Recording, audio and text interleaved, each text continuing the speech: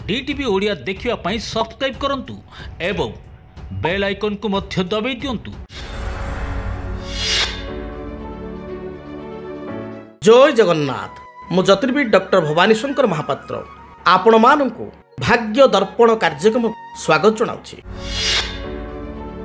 दर्शक बंधु, अनेक समय व्यक्तिविशेष आम जानू विवाह बंधन रे आबद्ध होई थांती एवं विवाह बंधन लव मैरेज करि थांती। जदि आम स्पेसिफिक कहबा गांधर विवाह बा लव मैरेज करि थांती, तेबे जन्म जातक रे जदि आम देखिबा किछि व्यक्तिविशेष कर पितामाता कन्या चयन करि थांती, परिवार वर्ग कन्या चयन करि थांती, विवाह प्रस्ताव पड़ी थाए बा अरेंज मैरेज होई थाए, जातक मेलक करी बा प्रस्ताव पकाई अरेंज मैरेज करि थांती। अनेक जगह व्यक्तिविशेष निज इच्छा रे निजर जीवन साथी बा लाइफ पार्टनर को बाछि थांती। जीवन साथी को निजे बाछिबा बा आमे कहबा लव मैरेज करिबा, जाको संस्कृत रे कहा जाय गांधर्व विवाह, गांधर्व विवाह करिबा ये किछि व्यक्तिविशेष क्षेत्र देखा दै थाए। तेबे आज आमे जानिबा जन्म जातक रे ग्रहंक स्थिति किपरि थिले बा केउ ग्रहंक संयोग थिले जन्म जातक रे जणे गांधर्व विवाह बा लव मैरेज प्रति आकृष्ट होई थाए।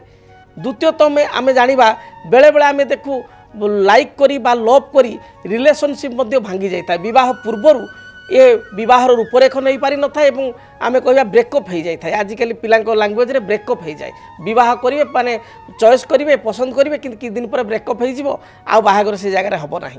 ये भली समस्या काहे की देखा दै था।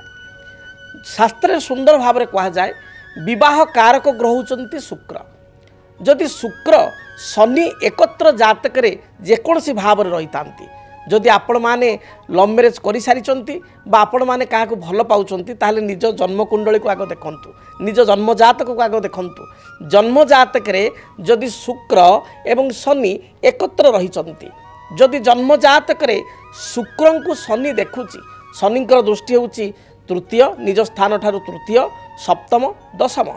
शनिक ठारू जदि शुक्र तृतीय रे अछंती, शनिक ठारू हिसाब करिए शनि को एक धरिबे, तृतीय सप्तम किंबा दशम रे अछंती ताहले जानिबे आपणकर लाइकिंग रहिबो बा आपण लव रिलेशनशिप रे जण को पसंद करिवे बा चॉइस करिवे बा आपणकर विवाह गांधर विवाह हेबो।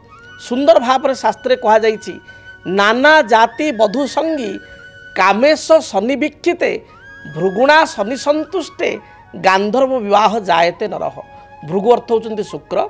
जदि शुक्र शनि जातक रे एकत्र रहिले बा शुक्रं को शनि देखिले ताहले व्यक्तिविशेष जण को भल पाई थाए एवं गांधर्व विवाह बा लव मैरेज करिया पई आग्रह करि थाए।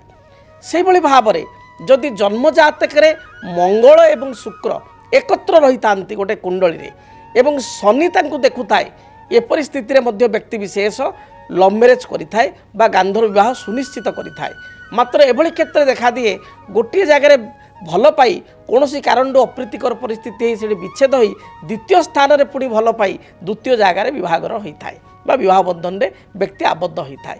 से भली भाव में जन्म जातक बा जन्म कुंडली रे आपण मन रखंतु जदि पंचमाधिपति फिफ्थ लॉर्ड एवं सप्तमाधिपति सप्तमेश सेवेंथ लॉर्ड फिफ्थ लॉर्ड एवं सेवेंथ लॉर्ड जदि जातक लग्न रे चतुर्थ रे फोर्थ हाउस रे सेवेंथ हाउस रे किंबा 10th हाउस रे रहितांती ताहले मध्य आमे देखु जे व्यक्तिविशेष गांधर्व विवाह बा लव मैरेज करिथांती, निज इच्छा रे निजे जीवन साथी बाछिथांती।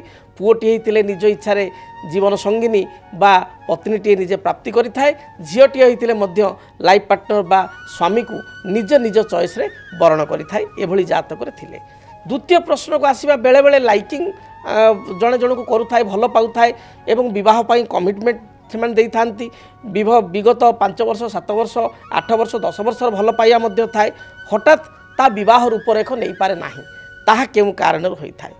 जदि आपण जण को पसंद करचंती चॉइस करचंती एभली जग निश्चय जातक रे अछि, किंतु आपण को जातक रे अष्टम रे मंगल रहिचंती, आपण को जातक रे द्वादश घरे मंगल रहिचंती, आपण को जातक रे सप्तम रे शनि अछंती एवं द्वादश घरे मंगल अछंती।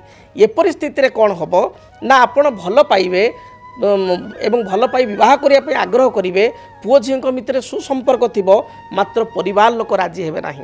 परिवार लोकों कारणरू बा परिवार लोक आग्रह न करिवारु विवाह पाई बा समय समय दुई जन भितर बहुत रिलेशनशिप लंबा गले 5-7 वर्ष भल पाइले किछि किछि कथा को नहीं उभय भितर विशेषकर परिवार लोक कथा को नहीं उभय भितर मत पार्थक्य मतांतर देखी सृष्टि होई परवर्ती समय रे परस्पर ठार दुई जन जाक दूरे जीवे एवं विवाह से जगार हो पारिबो नाही एभली स्थिति मध्य देखा दै थाए। तेबे कौन करिवे तार प्रतिकार जदि आपण जन को जीवन साथी रूप में पाइबा चाहूँगी एवं आपणकर बह प्रतिबंधक आसूसी ताल आपण कौन करेंगे गौरींकर व्रत आपण करंतु।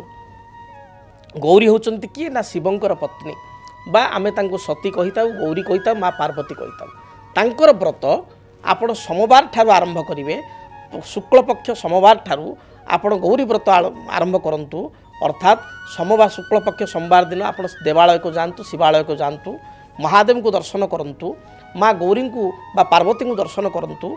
यही दिन पार्वती मस्तक 7 गोटी बेलपत्र एवं 7टी लाल रंगर मंदार फूल भगवान शंकर मस्तक 7 गोटी बेलपत्र एवं 7 गोटी हलदी रंगर फूल आप अर्पण करंतु। यही दिन सात्विक भोजन ग्रहण करंतु पियाज रसुण आमिष खातु नहीं देखिए यह द्वारा आपण जीवन में जो बाधा विघ्न रही आपण रिलेशनशिप जो समस्या रोची ता दूरीभूत हो।